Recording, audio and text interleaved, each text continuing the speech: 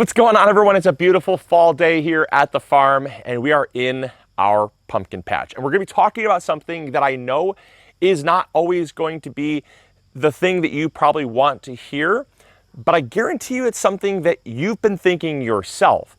And that's, can I just let my plants die already? Can I just be done with the season already? Well, here's your excuse to let your plants die. It's okay to let your plants die. As indicated by our pumpkin patch here, we are letting it die. You see, we went through and we sprayed it with a copper fungicide for weeks. Every 2-3 weeks, we'd spray copper fungicide. We'd keep the powdery mildew down because we wanted to keep our plants healthy. As the pumpkins were growing, as the pumpkins were starting to ripen, we stopped. We stopped spraying. Why did we stop spraying? Because once our pumpkins get to the right size and they're starting to ripen up, all of the nutrients, all of the growth that there would have been is already there. There's not going to be more of it.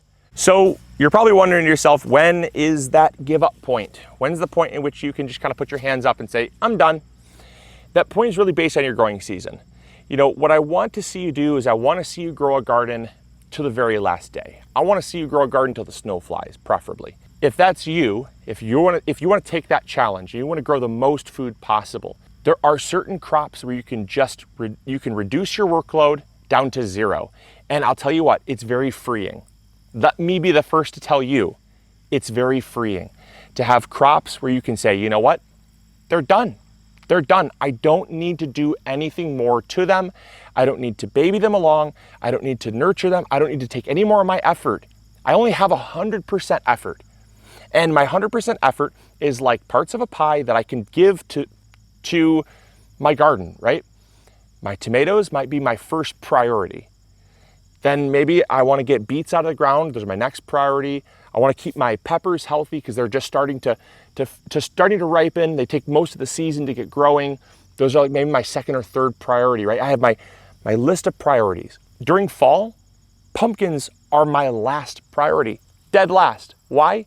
Because I've made them my priority throughout the main growing season. I've kept them healthy. I've got them producing.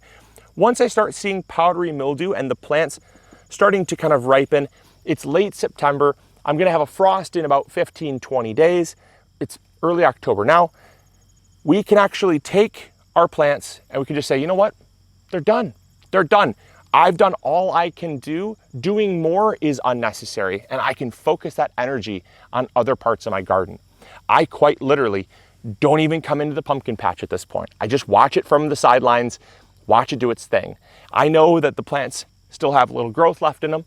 I know that any pumpkins that are forming, just now forming, are not going to have enough time to ripen up anyways. Makes no sense to worry about it. I know that any powdery mildew is going to continue to spread. That's fine. That's totally fine. That's nothing that we can't protect against next year. It's nothing that's going to affect my current harvest now. The pumpkins that are turning orange, they've already got all the nutrients, all the water that they need, and I know that I can just say, it's okay to let them die. So like I said, there comes a point as a gardener when our effort and our energy it won't pay off in the form of yields. Look at these beans here, for example, right? These beans are tired. They've grown most of the growing season. I started these in mid-July. So I grew them for a kind of a late summer, early fall harvest. I've gotten tons of beans off these. I mean, absolutely tons of beans. I think from this small little bed here, I've gotten probably 12, 13 pounds of beans. It's pretty remarkable.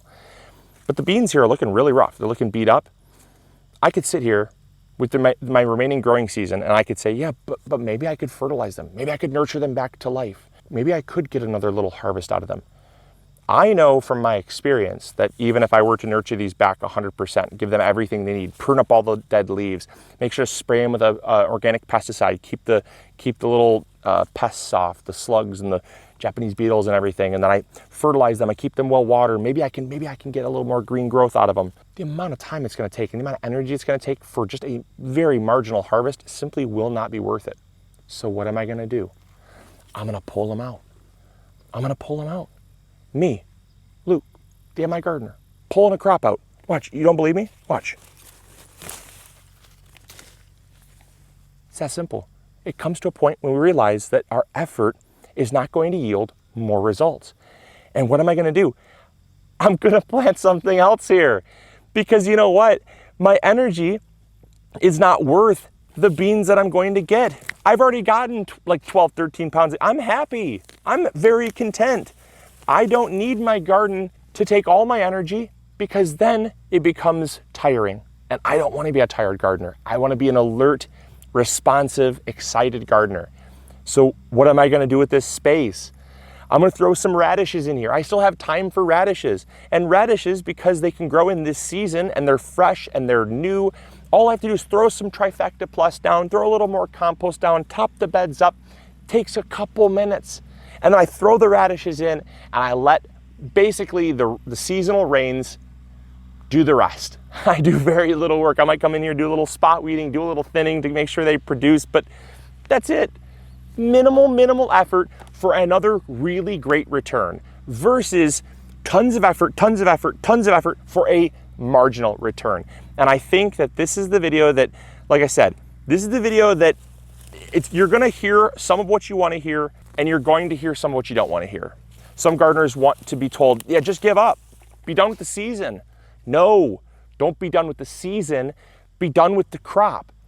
Fit a plant within the season that's going to be better off, better suited, that's going to grow for you and produce for you, that requires far less effort.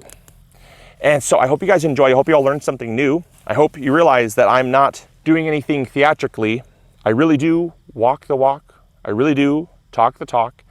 And when it's time to pull your plants out, it's time to pull your plants out. So I hope you guys enjoyed. Hope you all learned something new. If you did, make sure to hit that like button, subscribe if you haven't already, and make sure you grow some fall crops, because I'll tell you what, fall's a pretty good season to grow a garden. These are some purple top turnips, and I'm stoked about it. All right, catch you guys later. Grow bigger. See ya. Bye.